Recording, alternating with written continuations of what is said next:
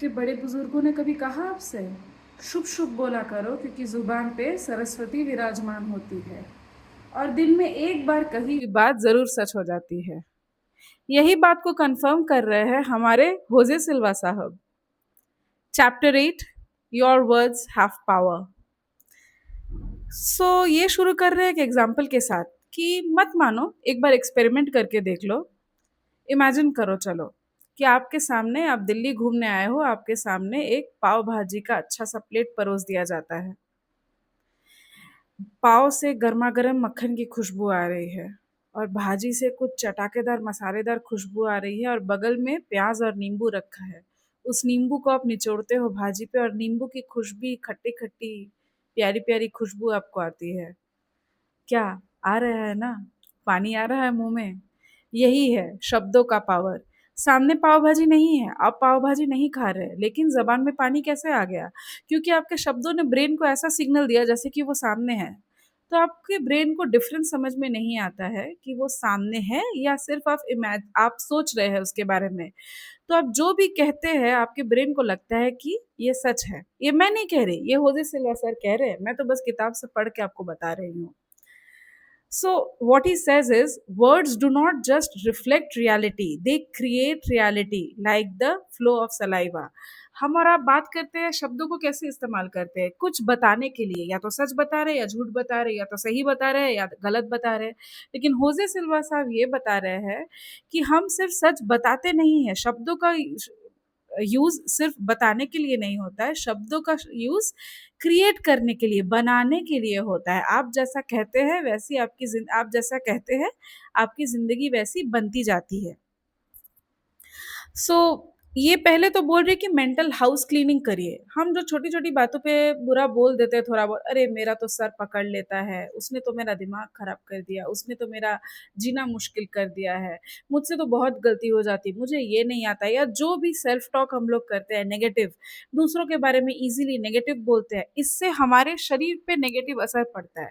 तो अगर आपको बेहतर सेहत चाहिए, अगर आप चाहते हैं आपके साथ अच्छी घटनाएं घटिए घटे, तो आपको सबसे पहले तो अच्छा बोलना शुरू करना होगा। Complaining has a very deteriorating effect on our body and on our circumstances. He brings our notice to that. And then he says that the body's natural state is good health. Body naturally अच्छे सेहत में ही रहती है। बिगड़ता है क्योंकि हम लोग बुरी चीजें सोचते ज्यादा है। तो माइंड बुरी चीजें अपने आप सोचता है, लेकिन बॉडी नेचुरली अच्छे स्टेट में रहती है। अब बुरा चॉइसेस करते करते, बुरा सोचते सोचते, the body's natural state is good health and all its processes are gathered towards health. In time, though, with enough verbal pounding away its defenses, it delivers up the very illness we order. हम जैसा बोलते रहते हैं वैसी बीमारी हमारे शरीर को पकड़ लेती है। क्यों कह रहे हैं कि शरीर खुद से अच्छा रहता है? क्योंकि आपको भी पता होगा, कभी कभी ऐसा आपके साथ कुछ हुआ होगा जिसमें आप मरहम नहीं लगाए, आपने दवाई नहीं ली, लेकिन फिर भी आपकी तबीयत ठीक हो गई। क्यों? या वो घाव भर गया, क्यों? क्योंकि body has self healing properties. So we need to tap into that self healing property by not using negative thoughts, negative words and negative emotions towards our body. So how can we better use our words to heal our body? अब बीमारी हो गई, अब सुधरना है, तो इसके लिए शब्दों का इस्तेमाल कैसे करें, ये हमें ये बुक सिखा रहा है, जिसके वजह से ये बहुत पावरफुल है। Two things add power to the words we use: our level of mind and our degree of emotional involvement with which we say. So ऐसे ही बोल लिया ऊपर ऊपर एक बात है, लेकिन आप मेडिटेशन में गए and during meditation you affirm positive thoughts for your body, like I am healthy, my body is healthy, I am walking fine, I'm breathing fine, my bleeding has stopped, my body doesn't bleed. Or you just command your body to not bleed, maybe if you're going through a surgery, you command your body to dissolve the extra sugar from your body. You command your body to keep your pressures and stress at a normal level. It works. Your body listens. This is what Jose Silva is advising. He gives us a small affirmation. Day by day, in every way, I am getting better and better. He advises us to use this affirmation daily, again and again, maybe 40, 50 times a day. He has also said two basic principles of using mind control through speech. He's saying that we can take care of only one thing, we can think of only one thing at a time. When we concentrate on a thought, the thought becomes true because our bodies transform it into action. So बहुत सारे thought आ रहे हैं, मन चंचल है, तब जो हम बोल रहे हैं वो शायद सच ना हो, लेकिन जब मन शांत हो और हम एक बार में एक ही चीज सोच रहे हो और पूरे कंसंट्रेशन के साथ सोच रहे हो, तब उसके सच होने की संभावना बहुत बहुत बढ़ जाती है। और इसी तरीके से इसी भाव में हम अपने बॉडी को हील भी कर सकते हैं। Another affirmation that he is giving is, every day in every way I am getting better, better and better. Negative thoughts, negative suggestions have no influence over me at any level of mind.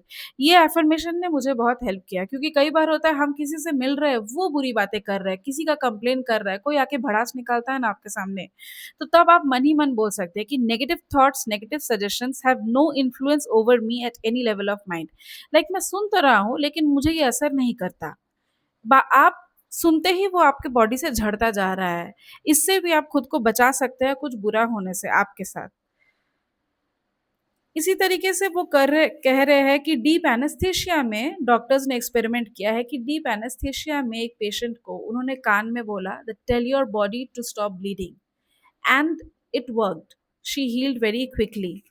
कोई stressful patient है, doctors के लिए काम आएगा। कोई stressful patient है, जब वो एनेस्थीसिया में है तब वो एक डीप अल्फा स्टेट में है, उसके कानों में अगर आप हीलिंग चीज़ें बोलेंगे that you are feeling better, you are feeling confident, you are feeling at ease, your body is healing easily, this also has a positive effect on your body. So next time, when there is a pain in your body, you can go into meditation, talk to your body, thank you thank the pain for showing you that that area of your body needs attention. Tell your body that I'm here to take care of you and the pain is not required and it can leave. Likewise, you can talk to the cells in your body. If you feel there is a congestion, talk the cells in your body in that area to feel free, to be at comfort, because you are there to take care and they don't need to swell up.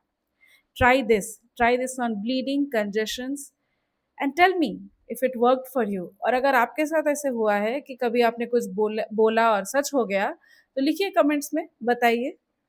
देखते रहिए, अगला chapter number 9 आ रहा है।